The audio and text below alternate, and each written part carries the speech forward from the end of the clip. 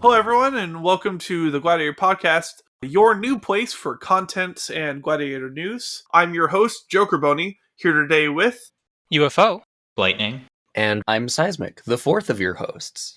Before we get into it, we're all going to give a quick description about ourselves, just so that you know who we are, since we're going to be telling you about this format. So I'm Joker, otherwise known as Joker Boney. I play a lot of silly decks in Gladiator. I've been around since the format started, pretty much. And since then, I've just been around. Maybe you've been second-righted by me if you're on the server already.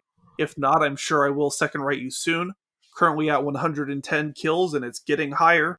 But yeah, it's like I play a lot of combo decks, a lot of fair strategies, just a real big brewer. and I am UFO.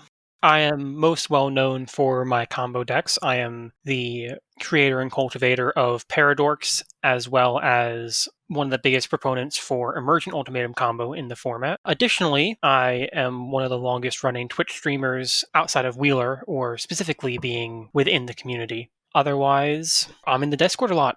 I talk about a lot of decks, and I bring a lot of opinions. I'm Seismic Lawns. I tend to do dumb stuff, and really that's how I can only explain my playstyle. I don't play fair magic. I think that's for nerds. I like to do dumb stuff, like blink Agent of Treachery 3 times in a turn. You know, fun things like that. I'm in the Discord a lot. I play in both the LFG queues a lot, as well as the AM League of the tournament series, and you'll probably get hoofed out by me at some point. I'm Lightning. I think the best way to describe my interaction with this format is I get really excited over an idea, build a deck around it that 3-2s a couple events, and then immediately move on to something else. I'm a brewer. I haven't really hit a point where I'm settling on a single deck. I kind of just play whatever, generally more unfair stuff. I spent a lot of time getting people with discontinuity. That was fun. But I play a lot of decks. I build even more decks, and I tend to talk about those and other people's deck building on the Discord as well. We're all pretty active. All right, so that's a good way to see us all. We're all combo degenerates. We're all brewers as well. I think the biggest through line for all of this was everyone is very much into their own brews and deck building in general. Yeah, so that's an important note when it comes to this podcast. Not a lot of us are going to be talking about lists that we've been brewing for a while. We're going to be talking about lists that we've built this week, maybe even this month. Not a lot of overlap between those as well. I guess to get things started off, what is Gladiator? Gladiator is a 100 card format, singleton, which means that we can only play one copy of each card. Played on Arena, so it uses all the cards available on Arena, except for a short ban list that we'll talk about in a moment. And basically, it's a best of 3, 100 cards, and we just jam out games. Alright, and let's now go to Seismic to talk about the legality of cards in the format. Okay. What's legal in the format is a really easy question to answer. We have available to us every single card that you can play on Arena. And this includes some cards that are banned in every format on Arena, except for Gladiator. Things like Once Upon a Time, which is a instant that you can either cast for free if it's the first spell of the game, or for 1 and a green otherwise, in order to look at the top 5 cards of your library and get either a creature or a land out of them and put it into your hand. And also cards that are exclusive to the Arena New Player Experience, which is a set of daily challenges and daily quests where you'll end up with a bunch of starter decks that you'll have added to your collection, as well as unique cards that are, in some cases, not even existent in paper. Such cards include cards like Hallowed Priest, which is 1 and a white for a 1/1 human cleric that whenever you gain life, you put a +1/+1 counter on it. And cards like Hallowed Priest have seen pretty reasonable amounts of play throughout our format's lifespan. We also have a ban list, which consists of 5 cards. Those are Oko, Thief of Crowns, Field of the Dead, Nexus of Fate, Nissa, Who Shakes the World, and Teferi, Time Raveler. The latter 3 were banned all at one point just a few months ago. Yeah, there's a lot of various ways to play Gladiator, but a lot of it comes through the Discord. You come in and there's basically two different lines to play. You either can join in and just do a general pickup game and looking for games queue, or we also have more organized league play that has a bot to track wins and losses. No matter what you are doing, if you are not in the Discord, you're missing out on a lot of Gladiator knowledge and just general content. The Discord community is very open and welcoming to new people asking for advice and opinions, as well as a place where I think, if you can think of it, it's probably been built by someone and you only need to ask long enough for them to show up. Now, this is a 100-card format, and there's obviously the shadow of a much larger, much more popular 100-card format, Commander. We are very much not Commander. This is not a Commander format. No Commander. We also don't have sideboards, which is important for a few reasons. We also don't have access to companions because we don't have sideboards, and this is not a Commander format. We don't have wish boards, so stuff like Fae of Wishes is next to useless. I guess you could use that as a discard outlet. I want to mess with that later, but that's not actually good.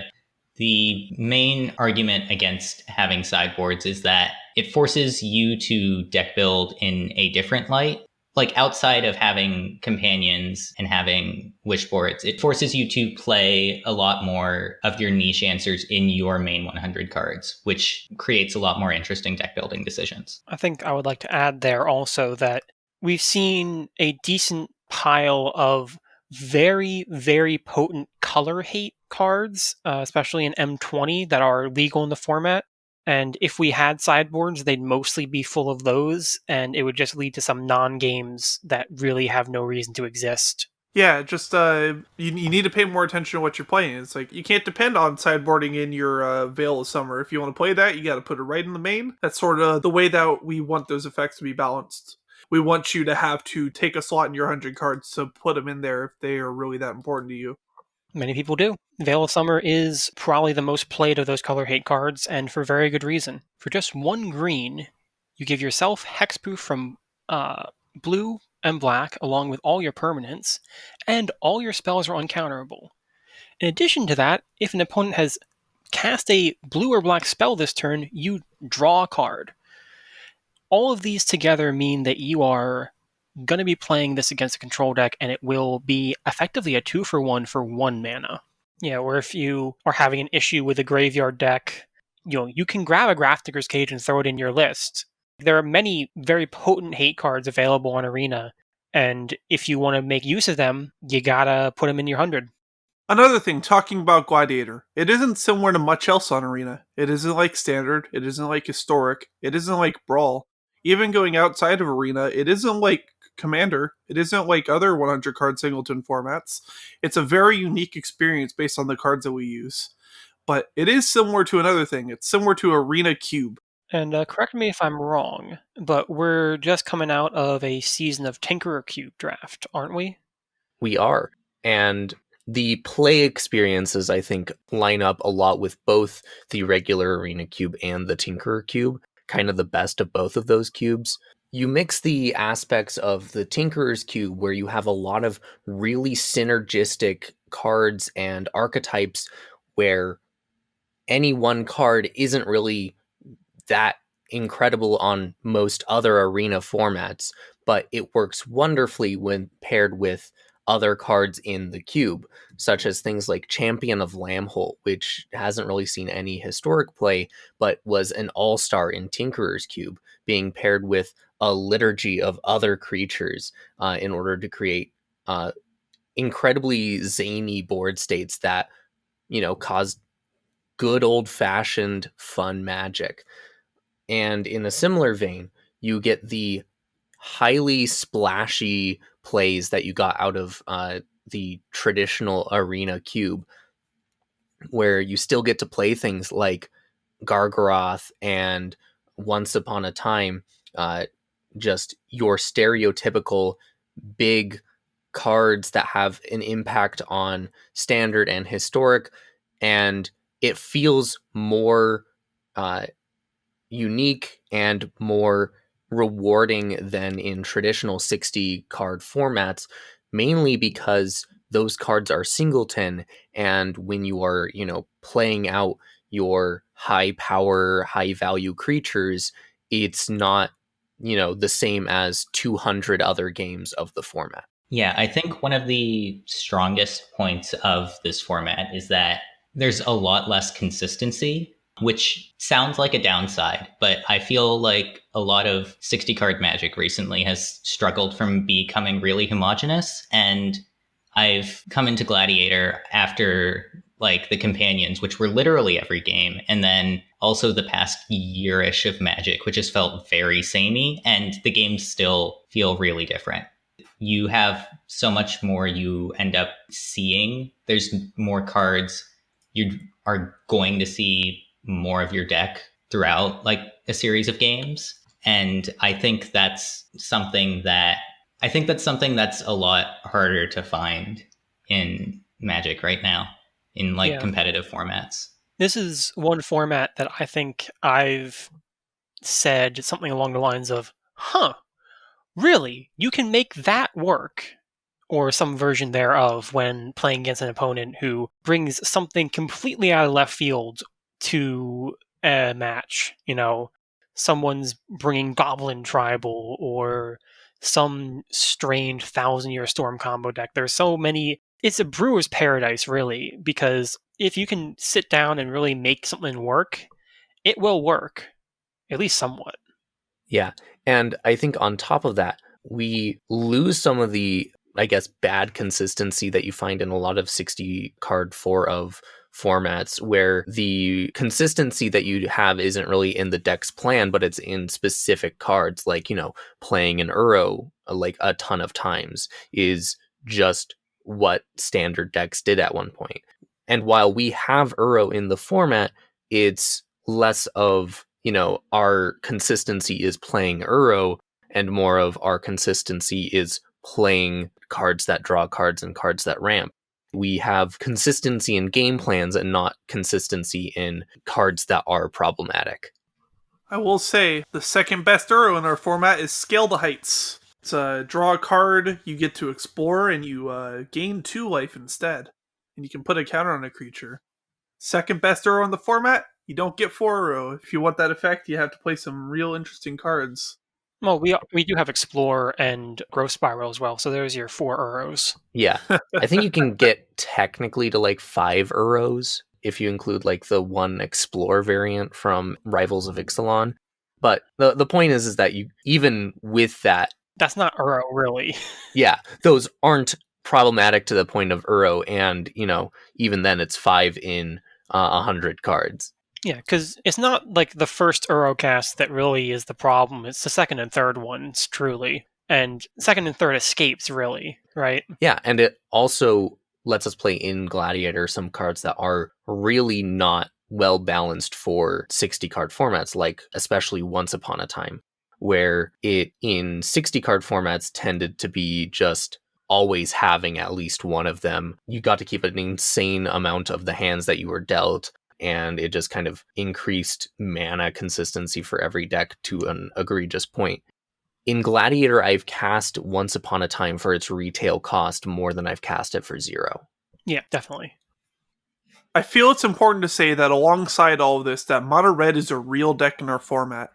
And while it doesn't get to play 4 ofs with a lot of strong cards, it gets its power from consistency. And it gets consistency by playing a lot of cards that read similar.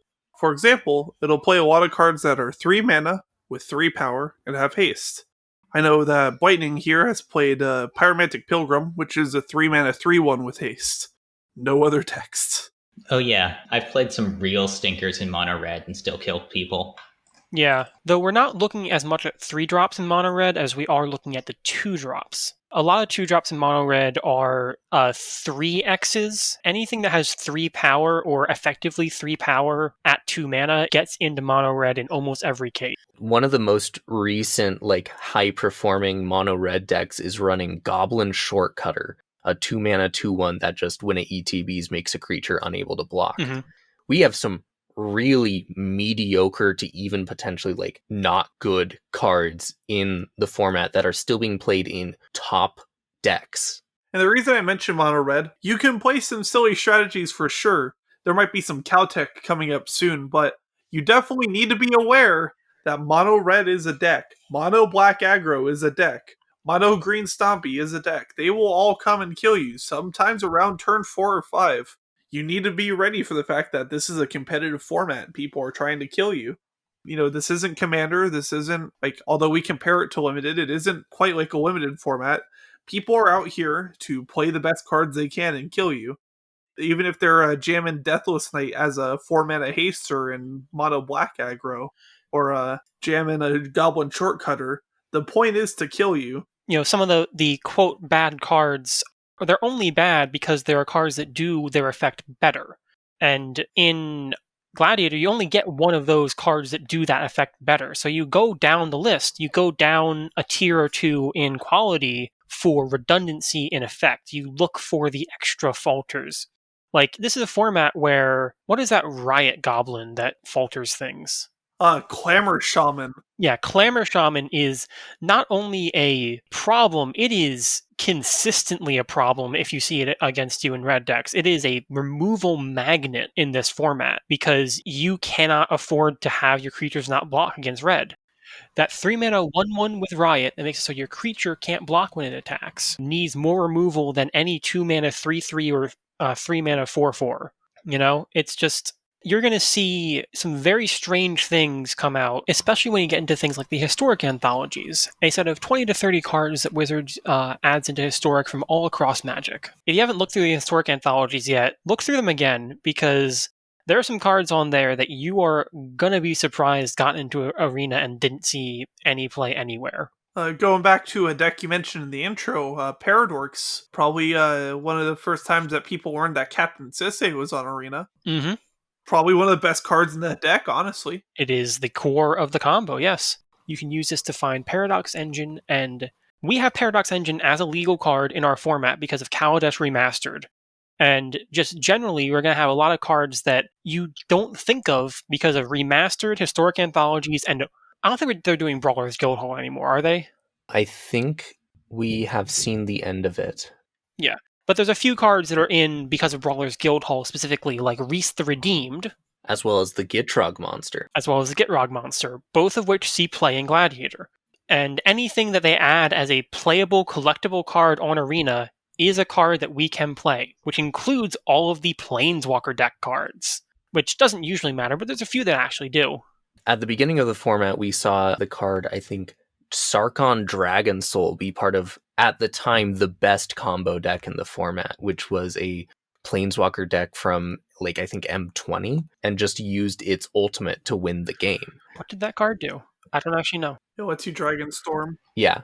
Yeah, it lets you grab any number of dragons from your deck. It was part of an Emergent Ultimatum combo pile. Oh, with Planeswide? Yeah, they used it and Planewide Celebration. All right, just to read this card off for those of you only listening. Card is 6 mana, starts with 5 loyalty. It's 4 red, plus 2. Sarkon Dragon Soul deals 1 damage to each opponent and each creature your opponent controls. -3, Sarkon Dragon Soul deals 4 damage to target player or Planeswalker. -9, search your library for any number of dragon creature cards, put them onto the battlefield, and shuffle your library. We've come a long way from that. Yeah, it's a sad day. Although I have been jamming some Planeswalker deck cards recently, I do feel it's important that we mention probably one of the most impactful Planeswalker deck cards that most people don't even think is a Planeswalker deck card. I'm just trying to find its name. What does it do? It's Woodland Mystic. Oh, right. It's just a 2-mana Llanowar Elf. Yeah, no, I play that all the time. This was printed in the Vivian Planeswalker deck for M19, I want to say. I wouldn't have been able to say that was a Planeswalker deck card if you put a gun to my head, honestly. I just think of that as like a card in Gladiator. Woodland Mystic is a thing you need to consider when you're making ramp decks. It's redundancy. Yeah, it turns out that a 2-mana 1/1 that adds a green is more than enough to make the cut in a lot of Gladiator decks. It's as good as a lot of other 2-mana mana dorks, even if they seem like far apart in quality, which is the important thing. And if you're an Elves, it might be better than a few of them. Yeah, it's certainly better than the human dinosaur-based one. Drover of the Mighty? In specifically Elves. Drover the Mighty is better in other situations. Yeah, in specifically Elves. I have attacked someone for 10 by curving Drover the Mighty into Rotting Regisaur. What about Shifting Ceratops or Golta? Ooh, that one's good too. Also, you get to play Golta in this format, and it's amazing. One of my pet decks since the beginning of the format is a sort of Gruul mid-range deck that technically doesn't curve out over 5, but breaks that rule technically for Golta, because Golta is not more than a 5-drop. What exactly does Galta do, just for our listeners at home? Galta is a 12 CMC card, 10 and 2 green, for a 12/12 legendary Elder Dinosaur with Trample. But Galta costs 1 less for each point of power among creatures you control. So for each power in play, Galta costs 1 less, down to 2 green, and you'll typically, in a board that isn't empty, have Galta be reduced by about 5, if not 6 mana, and in a board where you're winning, a little bit more than that. Seems good. I do feel it's also important to add that while we're talking about a lot of rares and a lot of powerful cards, if you're just starting on Arena and that's kind of daunting to you, don't worry. You can play a lot of decks that are pretty good without spending many wild cards, if any. And also, it's good to know that Arena actually gives a lot to its new players, especially in relation to the Gladiator format. Most of the new player experience gives you single copies of various rares that you didn't even realize you were getting free copies of, because their format is to give you a single copy of a rare, so you want to craft the other 3 copies. But you only need 1 for us. I'm pretty sure, and correct me if I'm wrong, I'm pretty sure like Elder Gagroth is free in the new player experience. Yeah, Big Gargs is currently one of the free cards in our the green deck. Yeah. And what are the free lands? Do we have that? We don't have any. We have the temples. The temples are the free lands, which aren't great. Last new player experience was the shock lands, and that's also just how new player experience works. I think it's cycled twice now, but once every year or 2, they will cycle out new player experience cards for new ones, especially with the advent of rotation typically. So there may be cards that you just get for free, and any card that gets banned, like in standard or historic, those are cards that are both good as cards because they got banned, but they're still likely legal in Gladiator. And if you have one in your collection before the banning, you get your wild card back for that card. So the banning of a card in standard or Gladiator might actually make you excited because you get it for free now. Part of the cards that you also get for free are the Arena New Player Experience cards, which are, in some cases, cards that are completely unique to Arena. And so part of the cards that you get completely for free just by starting Arena up allows you to, in some cases, build pretty good Gladiator decks right out of the box, including Goblin Gang Leader, which is a functional reprint of another card that we have on Arena, Beetleback Chief, a 4-mana 2/2 that when it enters the battlefield creates 2 1/1 goblins. Speaking of probably one of the biggest decks impacted by the new player experience cards is Mono Black Aggro. Turns out there's 2 pretty good cards that were introduced there. One started to fall out of favor, but both are pretty good. There's Mardu Outrider, which is 1 black for a 3-mana 5/5, with the downside of an additional cost you have to discard a card. This card has seen play in Mono Black Aggro for quite a while, and I've also have a spicy Mono Black Reanimator build that's basically just aggro, but also playing 8-drops. Don't worry, it's fine. And then another good card for that deck is Soul Hunter Rakshasa. This one is unique to Gladiator because it's a new player experience card, so it's only illegal on Arena. It's a 5-mana cat demon, so you're already playing a cat demon.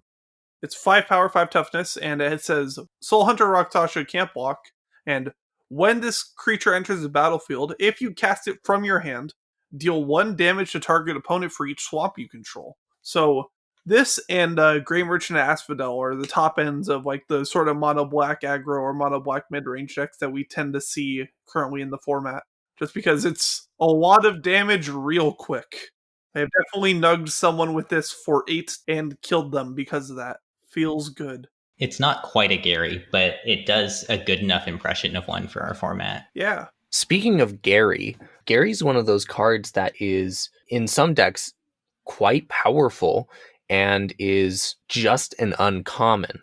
And you'll see that with a lot of cards in the format. We have a lot of really powerful commons and uncommons, especially in more recent sets, that are easy to craft for the most part and only require you to use common or uncommon wildcards. And while you can use a lot of rare wildcards to build decks, you really don't have to. And you can, in some cases, get close to tier 1 or 2 decks, like even in a competitive scene, with primarily, if not entirely, common and uncommon wildcards. Yeah, shoutouts to a Charging Monstrosaur, a common from Ixalan that is a 5-mana 5/5 haste trampler. Just kills people. Part of that I would also like to add is, if you think back to your limited experiences with some of the most recent standard sets, a lot of limited is focused around commons and uncommons being decent. And any common and uncommon that you remember enjoying playing with, but you really couldn't make a deck and construct it with, you might be able to fit into something in Gladiator. You know, you might be able to get some of those weird mutate creatures to really work in Gladiator. Many of them do.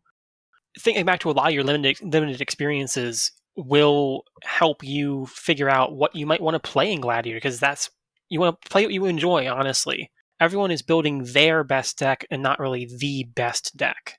We're not at a point where the format is solved in any way, so just anyone can come in and make a deck that is legitimately powerful around almost anything. Uncommons have also just kind of started being the role players of a format, both in limited and in constructed. So now we're seeing things like Eliminate at uncommon and Blood Chief's Thirst. We're seeing a bunch of high level removal and like archetype defining spells happening at uncommon, which just makes it easier for someone who's playing Arena in a completely like free to play space to pretty quickly have a Gladiator deck that is serviceable and or quite good. Definitely part of the reason I built Abzan Blank was because of the draft environment for Ravnica. I really enjoyed the Orzhov decks, and probably one of the best cards for that was Basilica Bellhop. Turns out you can pretty much lock your opponent out of the game by flickering this on their upkeep. Yeah, no, that's great. The power of Basilica Bellhop, which is a 4-mana 3/4 that when it enters the battlefield, each opponent discards a card and gains 3. Turns out this is a real good card at surviving. It's got 4 toughness. It's real hard to kill in this format because we don't have a lot of ridiculous removal for that sort of stuff. There's so many things that you can do in this format. You just have to be willing to try it. Now let's go to UFO with this episode's puzzle. He has a bunch of puzzles prepared that he plans on sharing with us over the course of the podcast. A bunch of different puzzles he has in mind. The idea being that he'll show it off, talk about it a little bit, and in the comments below, you can tell us what you think the answer is, and next week we'll reveal the answer. So, puzzles are a great way to show and experience cards that are pretty unique to the Gladiator format. The puzzle you have in front of you utilizes several cards that are most only seen in our format. I ask you to win the game through any combination of blocks without drawing any cards or engaging in any random effect. There are a few things in here I think that make it very interesting, a few little quirks of the systems in place that will need you to think a little bit longer than you initially do to hit 13 damage guaranteed on this board state. I'm really excited to see and hear how you all talk it out in the comment section. And remember, this is a collaborative effort. We don't need you to solve the puzzle on your own. As long as everyone solves the puzzle, we're happy. So get out there, get solving, and I want to see what you guys come up with, really. Thank you, UFO, for that puzzle. This has been the Gladiator Podcast. My name is Joker Boney, and you can find me on Twitch and Twitter. Both of those will be down below. This has been UFO. I have a Twitch link in the description as well. This has been Blightning. I also have a Twitch link that'll be in the description. And I've been Seismic Lawns. You can find me on Twitter at seismic_lawns. And down below, you can find links to anything that we talked about this episode, as well as where to find us. And have a good day.